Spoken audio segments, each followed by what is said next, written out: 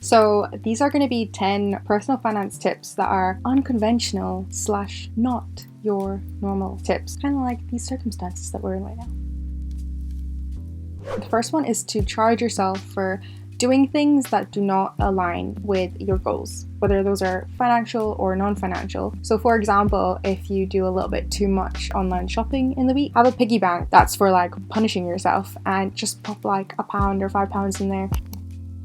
And basically just do that. And obviously this takes a lot of diligence, but it's just an idea to deter you from not doing things that align with your goals. I think in order to do this, you need to be really clear on your goals so that, you really do feel like when you're doing something that's not in line with those things, you can kind of really think about it and just be like, you know what, is this thing actually worth it? And then on the flip side of that, you can reward yourself for doing good things. And I think this is a really good one for like non-financial goals. So, if you stick to a workout schedule that you set yourself on a Sunday night, if you stick to that for 7 days, put another £5 in a separate piggy bank. You should make like a reward and punish piggy bank. I mean, you get to keep what goes into both, so probably doesn't really matter at the end of the day, but it's just a nice little way to reward yourself. Save without realize you're saving. You're not actively putting away 5.5% of your salary into these piggy banks, so it's a kind of nice way to save without the conventional narrative of saving. The third thing is to just completely stop worrying about your student loan, and this is kind of specific to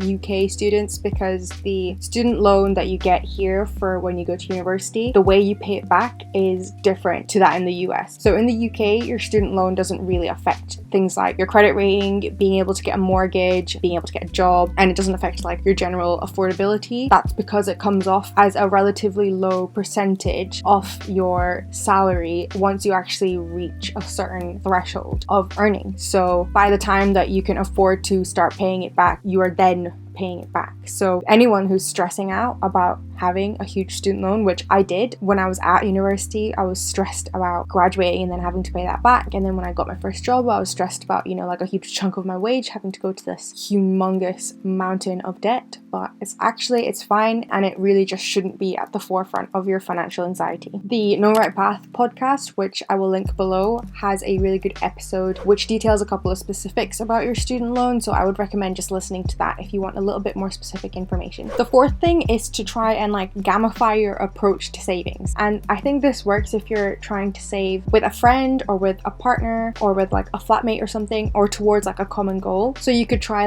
competing to see who could save what by a certain date, or who can save what by a certain hour, things like that, to just make it a bit more interactive. And then have incentivizing rewards as well. Probably best to not have rewards that then blow the amount you've saved, but this is another really good approach to saving without thinking you're saving. The fifth thing is following on from my July budget, which I posted in July, where I drew and filled in my first financial flowcharts. Now, this is a really, really great way to visualize your goals and also visualize your progress, because actually seeing how much of that little flowchart that you've made your way through during the year so far is really motivating. And I never thought that, just drawing something out would help my mindset, but it really did. And I'm quite a visual person anyway. I'm a visual learner, and one thing I actually really want to do myself is make a vision board at some point, probably before the new year, just to lay out things. But definitely give that a go. Don't think it's silly to draw out a flowchart if you've got goals that you want to hit. It will really help your mindset, because seeing something every day is a great visual reminder of what your goals are and how you're making intentional decisions towards those goals. And there's nothing wrong with just reminding yourself of that every day. So the sixth thing, I'm not sure if this is a tip or kind of just some advice. I think there's too much hype around being a homeowner really quickly or really young, because of all the pushbacks our generation is getting because of how hard it is to actually become a homeowner in the first place. Then becoming a homeowner, despite all of that, is celebrated so much more, and it should be. But I'm saying that your financial goals shouldn't have to revolve around owning your first property as soon as possible. You have to consider whether you even want a permanent residence in the UK, for example, or whether you'd like to travel and whether you'd like to live somewhere else for ages, and whether that would be an investment property, which is a completely different process in regards to even saving for that. So basically what I'm I'm trying to get at is, if you have financial goals and owning your own house is one of them, make sure you're like making moves towards that for the right reason and not because of kind of the societal pressure to own a house. The 7th tip is to act like the richest person in the entire universe when you're making financial decisions. And I don't mean this in the sense of spending money that you don't have and acting like you have a lot of money, but rather act like a wealth creating machine. And to exemplify this, I mean that, like a rich person probably wouldn't buy multiples of cheap things in order to save short-term money. They would invest in quality, they would make sure they know where their money's going. And I understand that this is completely like ignorant of the fact that people like Jeff Bezos exist, but let's just disregard that for just 2 seconds. Basically, making decisions like a rich person would. A rich person is probably investing a lot of their money. A rich person is probably creating streams of passive income for themselves. A rich person is probably not relying on one 9 to 5 to, fuel all these big dreams that they have. Things like that. The 8th thing is to never scrimp on the stuff that makes you happy. And I'm a big believer in this because this is like the main driver of how, like looking out for yourself shouldn't be such a like rubbish thing to do. Being aware of money and having a budget and just being like financially knowledgeable doesn't come with the fact that you don't treat yourself and that you don't buy things that make you feel good. And things that make me feel good involve eating and food. I don't really cut back that much on eating out, buying from food related small businesses and things like that. That kind of spending brings me a lot of joy and really enriches my life. Like food really enriches my life.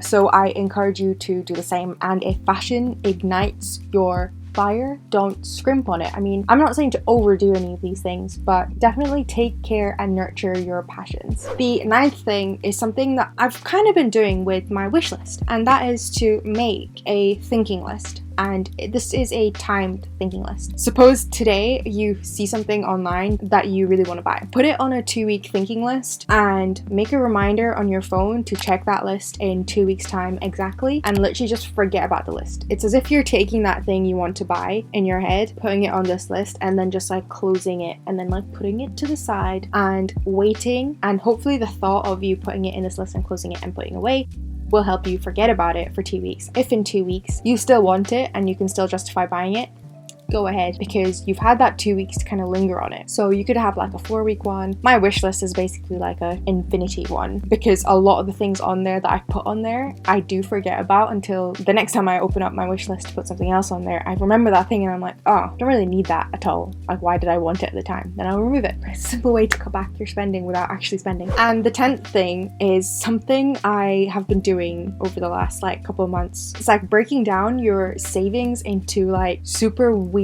tiny little goals. So for example, saving £10 a day. So making a standing order in your current account to transfer £10 a day into your savings account. If you just stand back and look at that, £10 is really not the largest amount. £10 is pretty small. Daily is, you probably are spending that on like coffees and lunches and things, in the normal circumstances. So it's a really easy way to like automate quite a large amount of savings. That's probably about £280, £300, that's a pretty significant amount that you could be saving a year. And obviously if you've worked out like what you could afford to do every day and like push that amount a little bit higher than you think you could do and see how much you end up saving. So guys, those were some kind of like weird, a little bit obscure, not your everyday average tips, but a lot of them are things I've been employing in my own financial life and my own financial habits. I'm really excited to make a vision board and be able to look at my goals every day next year and like just remind myself of them. I'm really excited to do that one, so I'm taking that one on. Let me know if you like any of these or if you do any of these already. But yeah, I hope you enjoyed the video and I will see you next week. Bye! The 8th tip. The 4th thing, ding. You have